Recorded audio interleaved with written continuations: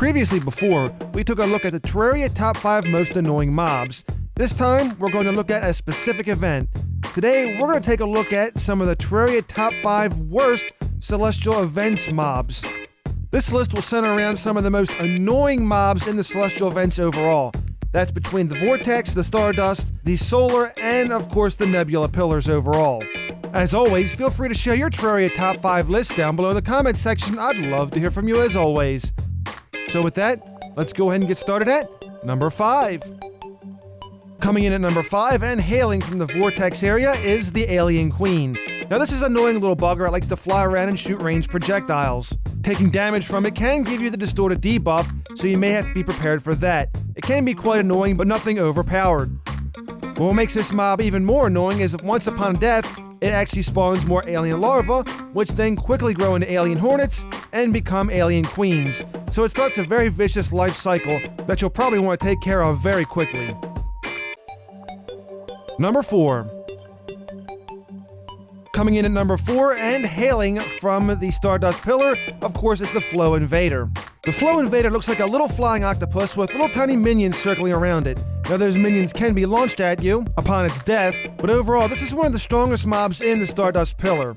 It shoots multiple projectiles which travel at high speeds and do a decent amount of damage, so killing these buggers is a priority before things get out of hand. Number 3. Coming in at number 3 is the Chlorite, which comes from the Solar pillar. Chlorites love to charge you, and they love charging you on the ground, so much so that these things become highly annoying very quickly.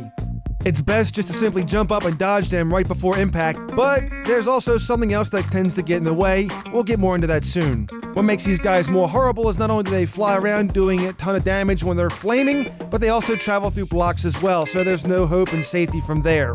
The Solar area is known for its melee enemies, and the Chlorite definitely makes it more challenging. Number 2. Coming in at number 2 is the Nebula Floater, of course coming from the Nebula pillar. Now there's a lot of mobs in the Nebula pillar that can be very annoying, but I believe the Floater is the worst. Of course this has teleportation ability, so while you're attacking it, it can teleport to safety, or it can teleport right behind you and do damage. Using weapons that are great for crowd control can help keep these guys at bay. The laser attacks they do can do a lot of damage, and it's even very possible to be overwhelmed by these if they get too many on screen.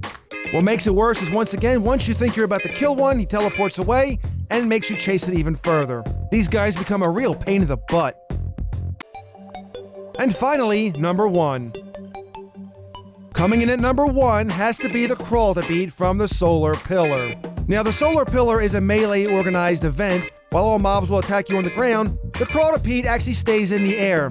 He won't touch you if you're on the ground, but as soon as you start flying, he will come after you very ferociously and does a ton of damage as well. What makes it worse is sometimes trying to hit his tail, which is his weak point, can be very hard to do, especially for melee users.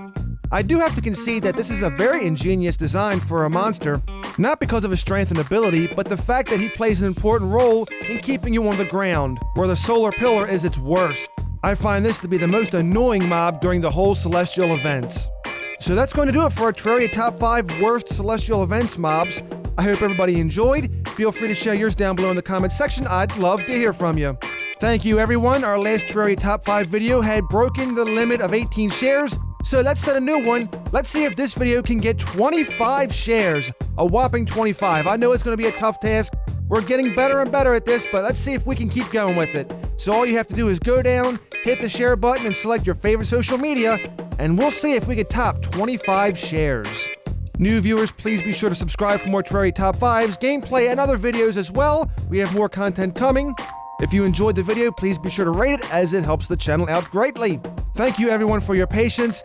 Have yourselves a wonderful day, and if not, then just simply fake it because the day is almost over. Things will get better, and I'll see you again next time. The video's over, but there's more where that came from. Be sure to subscribe for more Terraria Let's Plays, top 5s, and other videos as well as we cover different titles. You can click on one of the videos here for more. Be sure to rate this video accordingly as it helps the channel out greatly. Have yourself a wonderful day, and I will see you again next time.